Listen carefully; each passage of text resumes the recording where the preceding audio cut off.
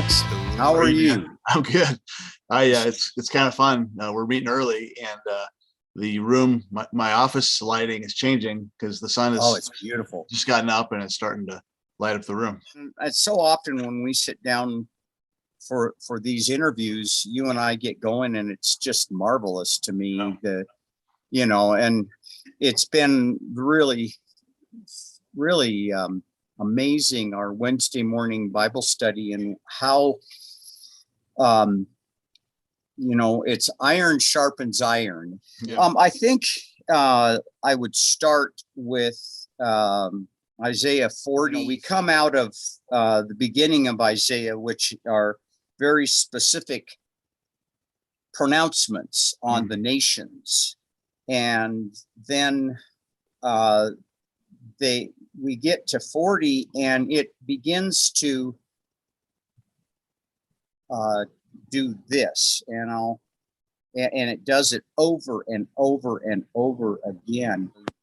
Actually, it's verse 3 and 4, I'll do it. A voice is calling, clear the way for the Lord in the wilderness, make smooth in the desert a highway for our God. Let every valley be lifted up, and every mountain and hill made low, and let the rough ground become a plain, and the rugged terrain a broad valley.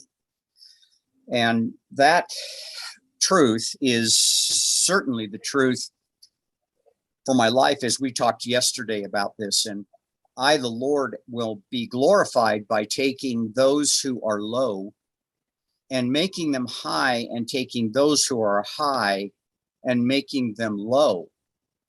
And I think that high and that low, certainly for my life, I've had both, and I've had him do it both.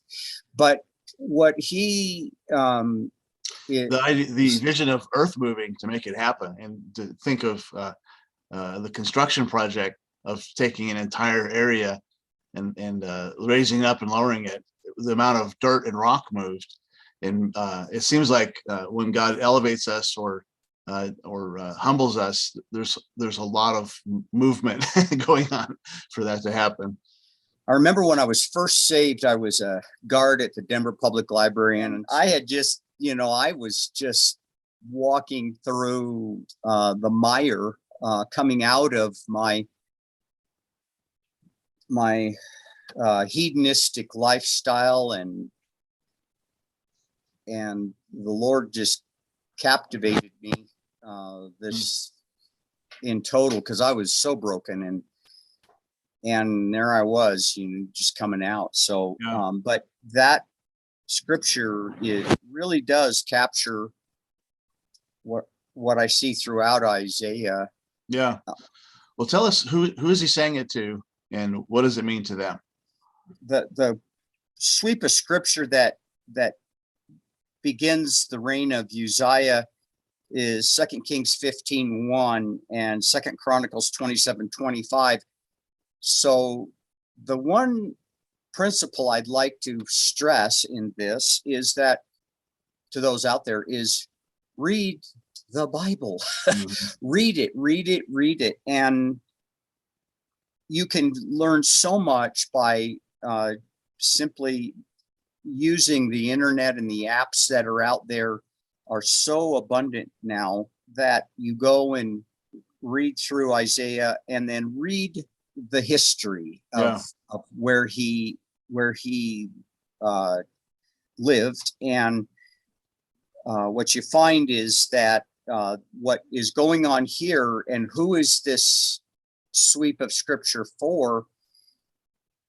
Frankly, it's for Judah, it's for Israel. Israel has been carted off already by 40, meaning that the king of Assyria has taken them into captivity.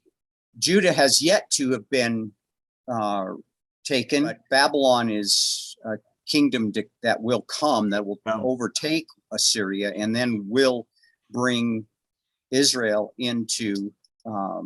Just to clarify for any viewers that aren't super familiar, the Israel refers to the 10 northern tribes who are conquered by Assyria in the 700, 721, 722.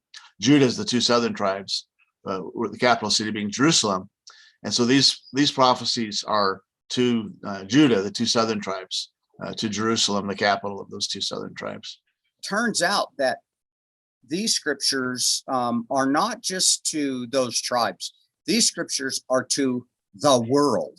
Yeah. Because you said it yesterday, 1948, the big year when Menachem Begin came in, and he had been in jail in England. He'd been jailed for wanting to bring Israel to become a nation, and then modern Israel.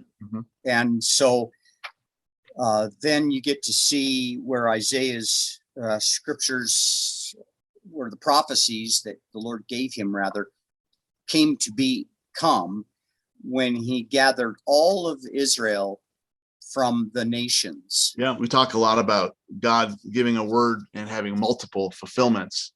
And it's an intriguing thought if you think about it in terms of almost 2,000 years of Jews not having a homeland in Palestine, and the forming of the nation of Israel in 48. It makes it a pretty awesome potential echo of a bigger fulfillment, even though he's promising the exiles in Babylon.